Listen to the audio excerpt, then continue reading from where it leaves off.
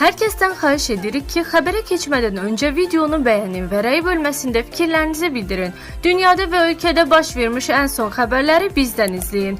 Bunun üçün kanala abunə olmağı və bildiriş simvolunu açmağı unutmayın. İndidən təşəkkürlər. Hər vaxtınız xeyir. Bugün birbaşa sizi maraqlandıran, həyatınıza təsir edən məsələlərdən danışacaq. Söhbət pensiyanızın gələcəyindən, cibinizə təsir edən vergilərdən və siyasi səhnədə baş verən gərginliklərdən gedir. Gəlin, birlikdə Azərbaycanın gündəminin dərinliklərinə baş vuraq.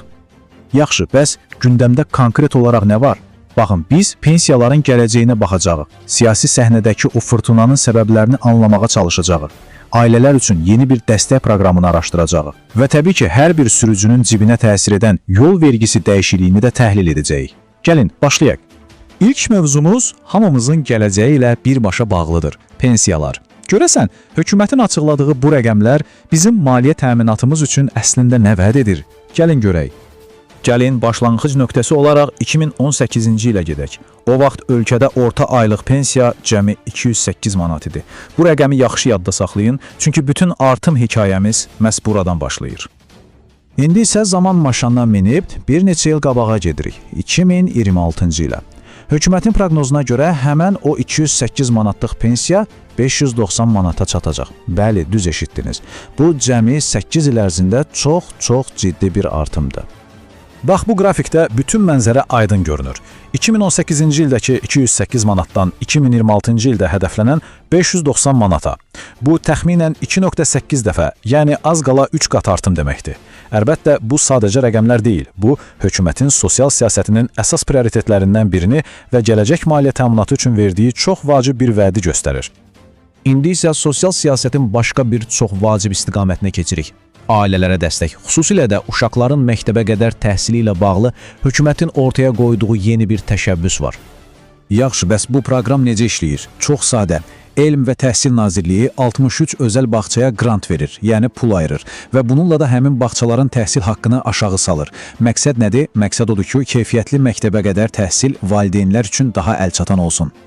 Valideynlər üçün isə proses olduqca sadə və şəffaf qurulub. Əvvəlcə müsabiqə keçirilir, qalib bağçalar elan olunur, sonra da valideynlər xüsusi bir elektron portal vasitəsilə güzəştli ödənişlərini edirlər. Ən yaxşısı isə odur ki, hər hansı bir problem, sual yaranarsa, kömək üçün 146 çağrı mərkəzi hər zaman fəaliyyətdədir. Sosial məsələlərdən keçid alırıq siyasi arenaya və burada deyim ki, sular heç də sakit deyil. Son günlər keçmiş məmur Ramiz Mehdiyev ətrafında səslənən iddialar ölkədə geniş və gərgin müzakirələrə səbəb olub. Yəni, söhbət sıradan bir xəbərdən getmir. Bu mövzu həqiqətən də Azərbaycanın siyasi gündəminin tam mərkəzinə oturub.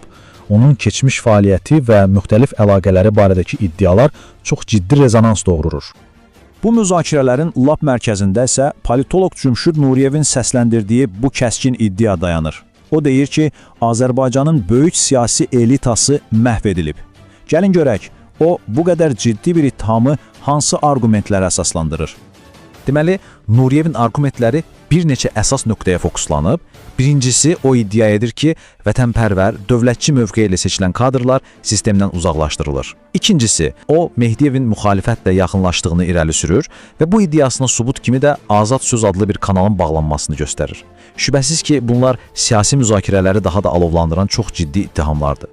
Siyasi gərginlik bir tərəfdə, amma gündəmdə hər bir vətəndaşın, xüsusilə də sürücülərin cibinə birbaşa təsir edən iqtisadi məsələlər də var.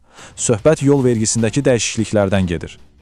Və gələk əsas suala. Bu yeni vergi dəyişikliyi bizim pul kisəmizə necə təsir edəcək? Xərclərimiz artacaqmı, yoxsa vəziyyət fərqlidir? İqtisadçı Natiq Cəfərlinin proqnozuna görə mənzərə ikilidir. Bir tərəfdən pis xəbər odur ki, avtomobillərin texniki baxış rüsumu təxminən 2,5 dəfə arta bilər. Bu, əlbəttə, sürücülər üçün əlavə xərc deməkdir. Amma yaxşı xəbər də var. Benzinin qiymətində ciddi bir artım gözlənilmir. Yaxşı, bəs benzin niyə bahalaşmır? İqtisadçılar deyir ki, bunun bir neçə səbəbi var. Əvvəla, vergi artımı birbaşa pərakəndə satış qiymətinə o qədər də böyük təsir etmir. Amma ən əsas amil dünya bazarında neftin qiymətinin düşməsidir. Hətta qonşu ölkələrdə də benzin ucuzlaşır. Təbii ki, bütün bunlara baxmayaraq, son sözü qiymətləri tənzimləyən Tərif Şurası deyəcək. Və bugünlük gündəmin təhlilini yekunlaşdırmazdan əvvəl təəssüf ki, bir kədərli xəbəri də diqqətinizə çatdırmalıyıq. Təəssüflə bildiririk ki, Goranboyda baş verən faciəvi hadisə nəticəsində baş leytenant İsmail Əzimli xidməti vəzifəsini yerinə yetirərkən həyatını itirib. Verilən məlumata görə o hündürlükdən yıxılaraq həlak olub. Faktla bağlı hazırda araşdırma aparılır. Gəlin bugün Rusiyada baş verən çox qəribə, hətta deyərdim həyəcanverici bir hadisəyə baxaq. Söhbət bir məscidə edilən basqından gedir. Amma bu adi bir basqın deyil. Görəsən, ibadət yeri necə oldu ki, birbaşa cəbhəyə səfərbərlik məntəqəsinə çevrildi? Gəlin faktlara dalış edək. Baxın, bütün hadisəni əslində bu bir cümlə ifadə edir. Deməli, çevik polis alayı məscidə girir, məqsəd isə dindarları müharibəyə aparmaq. Bu sadəcə bir xəbər başlığı kimi səslənmir, elə deyilmi? Gəlin görək, pərdə arxasında əslində nələr baş verib. Yaxşı, bəs bu basqın tam olaraq necə baş verdi? Gəlin biraz daha detallara enək. Çünki detallar burada çox vacibdir. Və ilk detal, vaxt. Baxın, bu çox önəmlidir. Hadisə məhz namaz vaxtı baş verib. Yəni, bu sıradan bir yoxlama deyildi. Əməliyyat üçün insanların ən həssas olduğu, ibadət etdiyi bir an seçilmişdi. Bu vəziyyətə tamamilə başqa bir rəng qatır, deyilmi? Bəs hadisə harada baş verib? Məkan da bu hekayədə önəmli bir rol oynayır. Söhbət Moskva vilayətindəki Elektrostal şəhərindən gedir. Paytaxtda o qədər də uzaq olmayan bir sənaye şəhəri və hədəf də məhz oradakı məscid olub. Yaxşı, gələk nəticələrə. Rəsmi olaraq deyilirdi ki, bu sadəcə bir sənəd yoxlamasıdır. Amma rəqəmlər, bilirsinizmi, heç vaxt yalan danışmır. Gəlin görək bu rəqəmlər bizə nə deyir və basqının əsl məqsədi nə imiş. Və ilk rəqəm 575. Təsəvvür edirsiniz, namaz qılan 575 nəfərin hamısı saxlanılır, sənədləri bir-bir yoxlanılır. Bu kiçik bir reyd deyil, bu həqiqətən də çox geniş miqyaslı bir əməliyyatdır. İndi isə gəlin bu 575 nəfərin kimliyinə baxaq.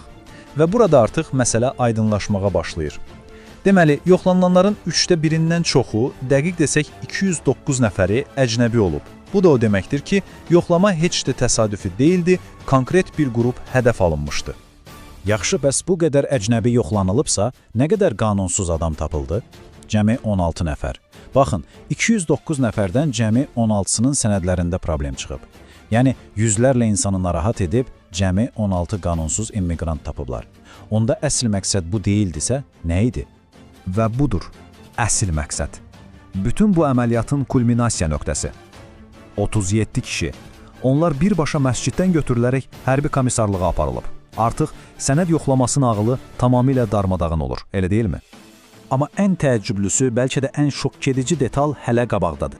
Bu 37 nəfərdən diqqət edin, 34-ü ümumiyyətlə hərbi qeydiyyatda belə deyildi. Amma fərq nədir ki?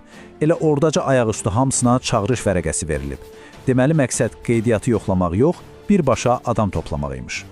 Bütün bu faktları üst-üstə qoyanda ortaya bir sual çıxır. Burada əslində nə baş verirdi?